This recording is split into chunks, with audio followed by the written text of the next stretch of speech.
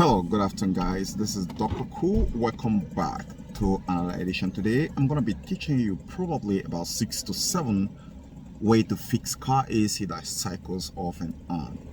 If you need to understand deeper real meaning, the real reason why your car cycles off, I made a video which I'm going to be putting the link below the comment section here in a pinned comment, so go ahead and watch it. But here I'm simply going to be teaching you about 6 to 7 ways to solve that problem if you already have it. The first way to solve that problem right there is, first, when you have the AC turning off and on, it could mean that the system is overcharged. So when the system is overcharged, then the AC electronic control module or the amplifier system, AC amplifier system, is actually going to notice that sensible peak pressure we're talking about between 300, 400, or even 500 psi on the high side, thereby increasing the pressure on the low side, let's say about 60 or 70 psi. So definitely there should be no cold air coming out of the vents into the cabin at that very moment. So when the AC climate control system notice that ugly incident that is going on because someone made a mess by overcharging this system, then it's going to cut off the power going to the compressor. And when it cut off the power, the pressure will drop drastically. And when the pressure drops drastically, in as much as the AC button is still on, the AC electronic control module will still send power back to the compressor again. It will engage and the pressure will rise, will spike again, and it will notice that it's extremely high and dangerous for the well-being of the compressor. It will cut off the power again. So this will go off, on and on until the problem is rectified. So the best way to solve this problem is for you to have your manifold gauge set connected to a quick the service port, the high side and the low side, then get the refrigerant evacuated to some certain level.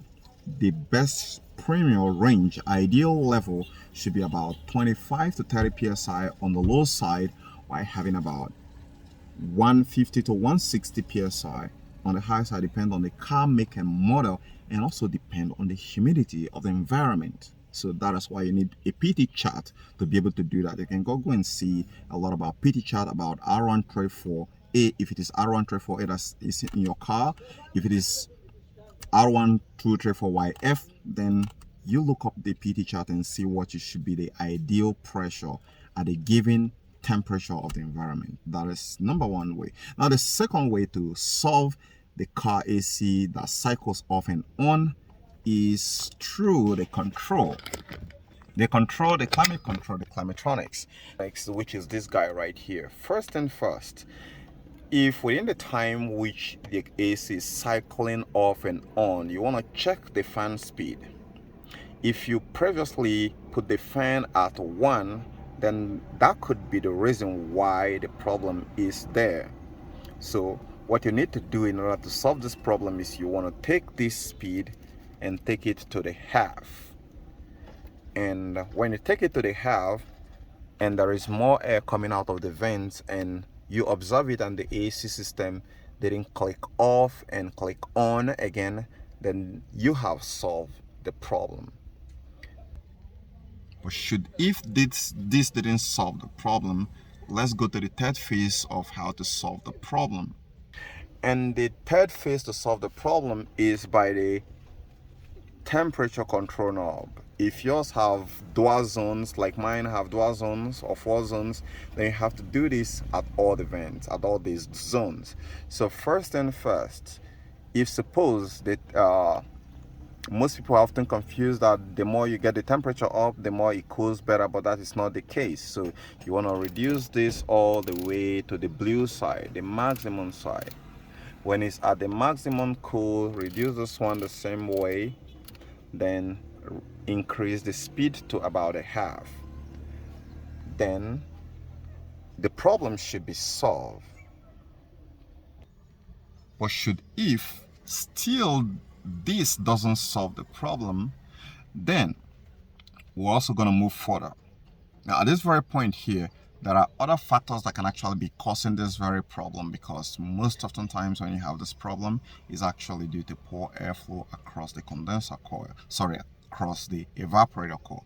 But if you have applied this method and it didn't work out, then you also want to go back to the climate control system again. In this very time, when you head back to the climatronics, which is this guy here, if your fan speed has been here, you want to take it all the way to 4 or full blast. When you take it to full blast, you want to observe the AC system of your car and see if it's still shut off and come on, cycles off and on.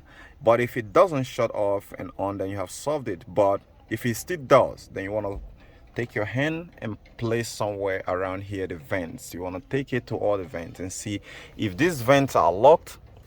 Open it, all right? Like here is lock, here is open. So within the white, where the white one is where the airflow goes to. So you also turn on all the vents. Now, if suppose the air that is coming out of here, before I do further mistake, you should also look at these arrows here. Here means it's going to be coming out on the screen here, windshield here. Here is a recirculation button.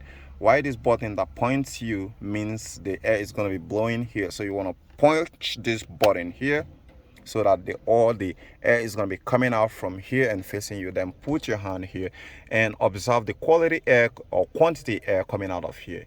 If there is little to no air coming out of here, then that is, technically speaking, about 90 to 100% chance that you have a plugged up or a clogged pollen filter, and a replacement of this pollen filter can instantly solve that problem. Most pollen filters located in the glove compartment here. If it is for most European, you might likely find it at the end of the footwall there, and if you don't find it there, you might find it in the hood, just at the back of the dashboard. So simple replacement of this pollen filter will solve this problem. But if it doesn't solve the problem, and as you place your hand here, you remove the pollen filter, and still, while at full blast or even half, and you're noticing that the quantity of air coming out of here is barely noticeable, then that is where the problem is. One, that could actually mean that you have either a defective blower motor or a defective blower motor resistor, because when the blower motor resistor fails, it's actually keep the speed, the blower motor speed, to just 1, and some car they will not even restrict it to any speed at all, but will not allow any cold air to come out through the vents. So if that is where it is, that's where the problem is, then you have the bigger problem to worry about. Sometimes it could be cheaper and sometimes it can be more expensive. Why on the other side there, if you have checked the blower motor and is running at a full speed and the full blast, you can be able to hear the sound. Let me give you an instance of what it should sound when you put it on a full blast. Right here, put on the AC, you can see it's actually showing low here. So you turn this knob all the way. You can hear that. So that is a full blast. Now when you turn it up to that full blast right there and you're not hearing that sound I just recreated, then you know there is a problem. There is either a blockage that is stopping the air from coming out, the blower motor from throwing the out air. It could be a door blend motor problem or any problem. Anything can be the problem. But it's suppose the air is coming out sufficient enough, right? And still your car AC still cycles off and on. It means you have a problem. There is a problem with the thermistor, which is installed in the evaporator coil underneath the dashboard of your car. You need to find that thermistor and replace it, or you could be having a problem with the AC climate control electronics, which is also known as the amplifier system of your AC system.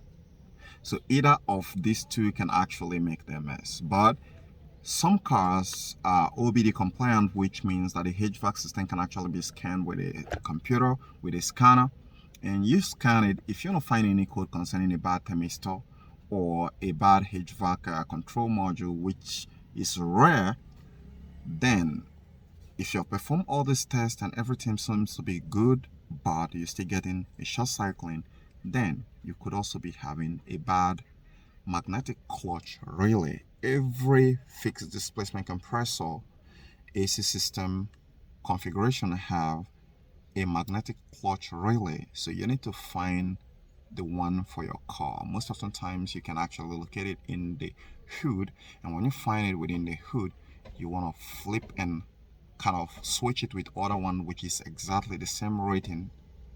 And typically what happens right there is that when the AC system works for quite a long time, it loads up this very relay and it get heated up, and when it get heated up, it cut off the power going to the compressor, right? Then when it cools back up, it drop and the power comes back on and the compressor picks up. So you want to make sure you implemented everything which I've taught you in this very video, because it will not get past these conditions which I've listed, these factors I've named in this very video. For most cars which I've been fixing that have this problem, they didn't dive away from all I have taught you in this very video. So be sure to give this video a thumbs up. You can also do a super thanks if you like, if this solve your problem, which I know if you implemented it very well, it's gonna solve your problem. And